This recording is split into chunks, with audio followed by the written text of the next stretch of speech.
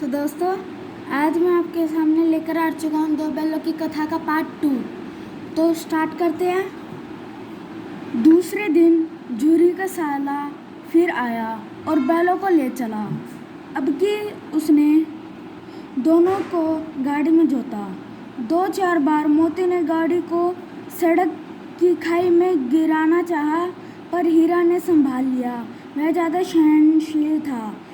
संध्या समय घर पहुंचकर उसने दोनों को मोटी रस्सियों से बांधा और कल की शरारत का मजा चखाया। फिर वही सूखा भूसा डाल दिया। दोनों बैलों को खली चूनी सब कुछ दी। दोनों बैलों को ऐसा अपमान कभी ना हुआ था। झूरी इन्हें फूल भी खड़ी से भी ना छूता था, फूल की छड़ी से भी नहीं छूता था। उसकी टिटकार पर दोनों उड़ने लगते थे। यहाँ मार पड़ी। आहत सम्मान की व्यथा तो थी ही, उस पर मिला सूखा भूसा। नाद की तरफ आंख तक न उठाई। दूसरे दिन गया ने बैलों को हल में जोता, पर दोनों ने जैसे पाँव न उठाने की कसम खा ली थी। वह मारते मारते थक गया, पर दोनों ने पाँव न उठाया। एक बार जब उसने निर्दयी ने हीरा की नाक पर खूब डंडे मारे, तो मोती का गुस्सा काबू से बाहर हो गया। हल लेकर भागा। हल, रस्सी, जुआ, जोत सब टूट टाट कर बराबर हो गया। गले में बड़ी बड़ी रस्सियां न होती तो दोनों पकड़ाई में न आते। हीरा ने मूक भाषा में कहा, भागना व्यर्थ है। मोती ने उत्तर दिया, तुम्हारी तो इसने जान ही ले ली थी। अब की बड़ी मार पड़ेगी। पढ़ने दो। बैल का जन्म लिया है तो मार से कहाँ तक बचेंगे। गया 2 आदमियों के साथ दौड़ा आ रहा है। दोनों के हाथों में लकड़ियाँ हैं।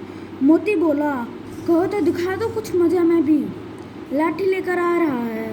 हीरा ने समझाया, नहीं भाई, खड़े हो जाओ। मुझे मारेंगे तो मैं एक दो को गिरा दूंगा। नहीं, हमारी जाति का यह धर्म नहीं। मोती दिल में ऐंठ कर रह गया आ पहुंचा और दोनों को पकड़कर ले चला। कुशल हुई कि उसने इस वक्त मारपीट ना की, नहीं तो मोती भी पलट पड़ता। उसके तेवर देखकर गया और उसके सहायक समझ गए कि इस वक्त टाल जाना ही मसलहत है। आज दोनों के सामने फिर वही सूखा भूसा लाया गया। दोनों चुपचाप खड़े रहे। घर में लोग भोजन करने लगे। उस वक्त छोटी सी लड़की 2 रोटियां लिए निकली और दोनों के मुंह में देखकर चली गई।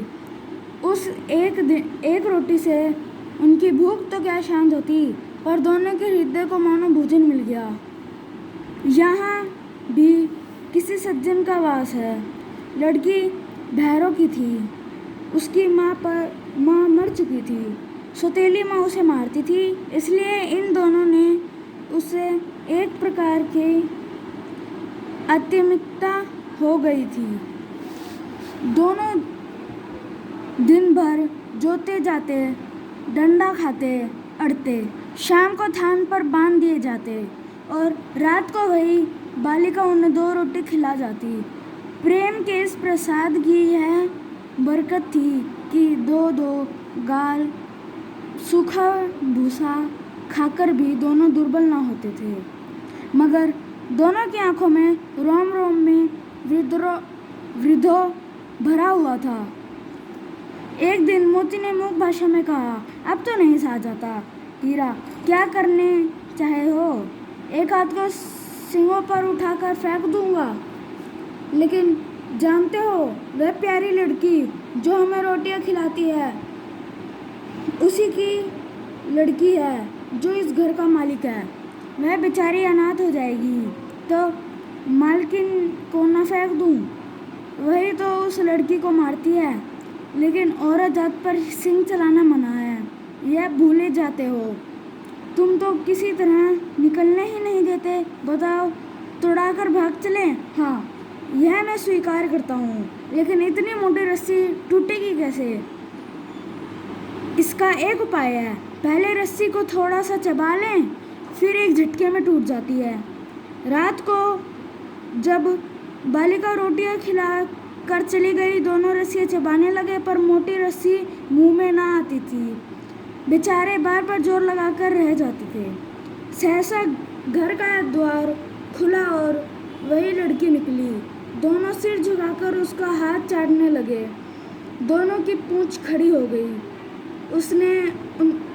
उसने उनके माथे सहलाए और बोली, खोल देती हूँ, चुपके से भाग जाओ, नहीं तो यहाँ लोग मार डालेंगे। आज घर में सलाह हो रही थी कि इनकी नाकों में नाथ डाल दी जाए। उसने ग्राम खोल दिया, पर दोनों चुपचाप खड़े रहे। मोती ने अपनी भाषा में पूछा, अब चलते क्यों नहीं? हीरा ने कहा, चलें तो, लेकिन कल इस अनाथ पर आफत आएगी, सब इसी को संदेह करेंगे। सहसा बालिका चिल्लाई, दोनों फूफा वाले बैल भागे जा रहे हैं। ओ दादा दादा, दोनों बैल भागे जा रहे हैं, जल्दी दौड़ो। गया हड़बड़ाकर भीतर से निकला और बैलों को पकड़ने चला। वह दोनों भागे। गया ने पीछा किया और भी तेज हुए। गया ने शोर मचाया। फिर गांव के कुछ आदमियों ने भी साथ लेने के लिए लौटा। दोनों मित्रों को भागने का मौका मिल गया। सीधे दौड़ते चले गए, यहाँ तक कि मार्ग का ज्ञान न रहा। जिस परिचित मार्ग से आए थे उसका यहाँ पता न था। नए नए गांव मिलने लगे। तब दोनों एक खेत में के किनारे खड़े होकर सोचने लगे, अब क्या करना चाहिए? हीरा ने कहा, मालूम होता है राह भूल गए। तुम भी बेतहाशा भागे। वहीं उसे मार गिराना था। उसे मार गिराते तो दुनिया क्या कहती? यह अपना धर्म छोड़ दे। लेकिन हम अपना धर्म क्यों छोड़े? दोनों भूख से व्याकुल हो रहे थे। खेत में मटर खड़ी थी, चरने लगे। रह रहकर आहार ले लेते थे, कोई आ तो नहीं रहा। जब पेट भर गया, दोनों ने आज़ादी का अनुभव किया तो मस्त होकर उछलने कूदने लगे। पहले दोनों ने डकार ली, फिर सींग मिलाए और एक दूसरे को ठलने लगे। मोती ने हीरा को कई कदम पीछे हटा दिया, यहाँ तक कि वह खाई में गिर गया।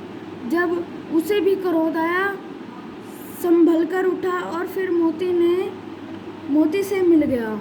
मोती ने देखा खेल में झगड़ा हुआ चाहता है तो किनारे हट गया। सो दोस्तों, ये था सेकंड पार्ट दो बैलों की कथा का। तो आज के लिए इतना ही। अब इसका थर्ड पार्ट जल्दी आएगा।